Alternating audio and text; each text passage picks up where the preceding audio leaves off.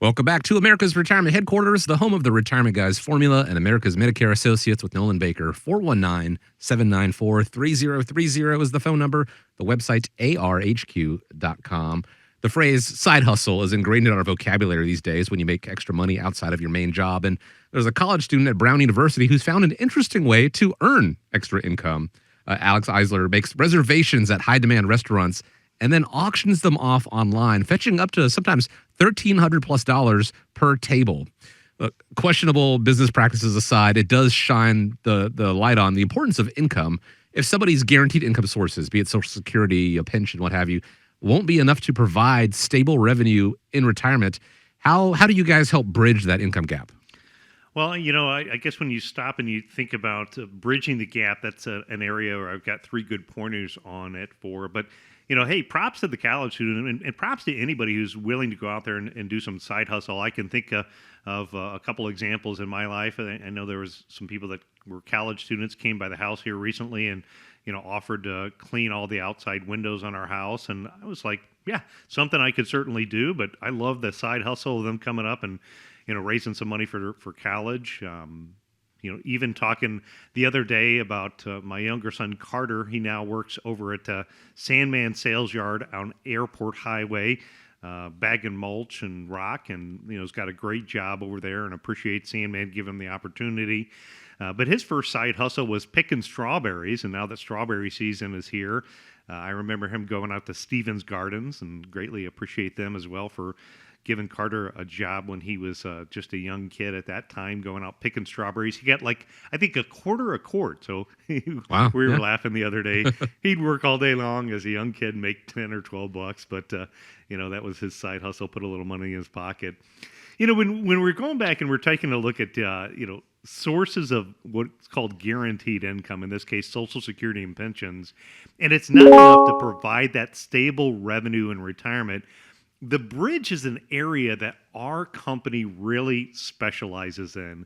I know there's a ton of great financial professionals that are out there, but not all of them are retirement income planners. And, that's really what we do here. When we look at it, I think there's three areas to focus on. Number one is the gap between retirement and when you transition onto Medicare. The second is the gap between retirement and turning on your Social Security income. And the third is the gap in reliable income and the minimum monthly income needs that a family needs for the rest of their lifetime. These are three gaps that you want to take a focus on and look at that retirement income bridge, because the bridge is what's going to get you through that gap. So in the first gap that you have, that gap between retirement time and Medicare. So if you're going to retire, let's say at the age of 62, the area that you need to focus on is affordable health care. When you look at the healthcare cost, if you're going to go on healthcare.gov, how healthcare.gov works is it's an income, not an asset test. So what your family's reportable income is going to determine the amount of your monthly premiums that you pay for health insurance. And what you have is there needs to be some smart decisions that are made there before retirement time to figure out how do you bridge that gap. In essence, what you want to do is you want to try to shift money from what's called a countable category to an uncountable category. That could be doing things like a Roth conversion, which for affordable health care may not be a countable income source. And you'd want to do that, before you retire so it doesn't show up in that year that you need to collect healthcare coverage. So figuring out kind of that gap. The second gap that you want to take a look at is the gap of when to take Social Security. An overwhelming majority of people, I think according to the Social Security government's website, roughly 70% of people select taking Social Security before their full retirement age. And for most retirees today, that's age 66. By selecting and starting Social Security early, what you're in essence doing is you're locking in a lifetime reduction of benefits. And those reduction of benefits may have a negative impact on not only you, but also your surviving spouse. In many situations, we talk about Social Security optimizations, and in running hundreds of reports, oftentimes, what it looks at is it looks at delaying collecting Social Security at least till full retirement age, and in some situations, delaying it until age 70. So if you're going to retire at the age 62 and the Social Security optimization strategy says don't, collect Social Security at age 70, then you have that 8-year gap of how to figure it out. We do a lot of different presentations. We've got some great presentations coming up here locally. You can see those on arhq.com, our website. But when we talk about the topic of Social Security, I can remember this guy walking up to me at one of the events that we were doing. He said, "Look, Nolan, you talk about age 70 being, possibly the optimal strategy of when to collect Social Security. But what you don't get is I'm not working until age 70. I'm going to retire. And so I don't want to work till age 70. And so what I had talked to him about is I said, look, I'm not necessarily saying that you need to work till age 70 to collect Social Security.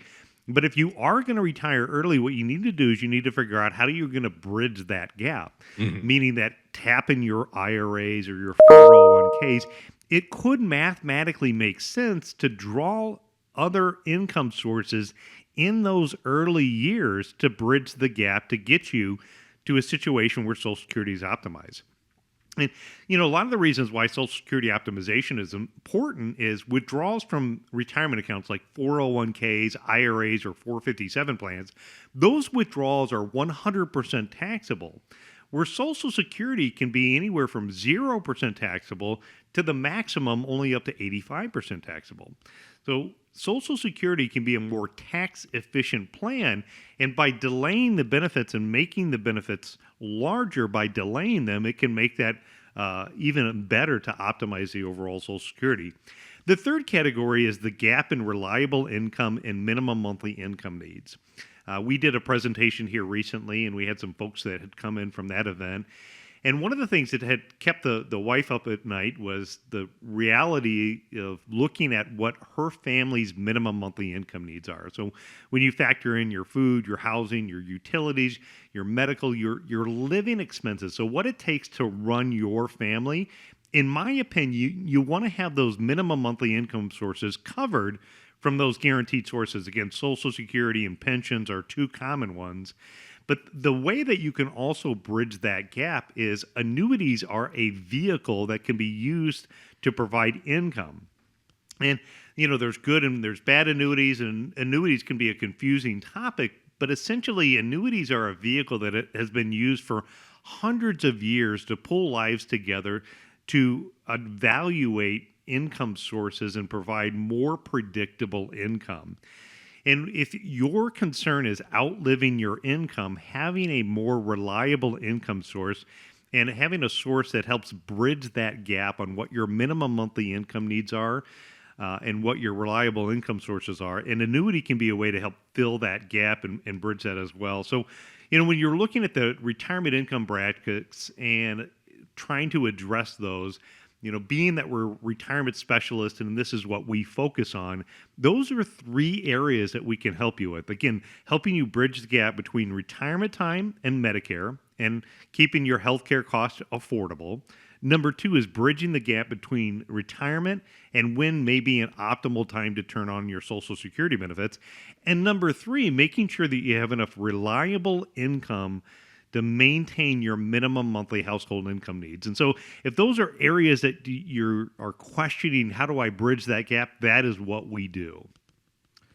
I'm curious, Nolan, when Carter was picking strawberries back in the day, how often did he, eat the goods as they were? Because I've been picking strawberries recently, and I know myself, and I know what I'd be susceptible to. It is important to know yourself when it comes to retirement and planning and things like that. If you have concerns about how to bridge these income gaps, you haven't thought about it yet, it's as real easy as reaching out. The team at America's Retirement Headquarters can help you.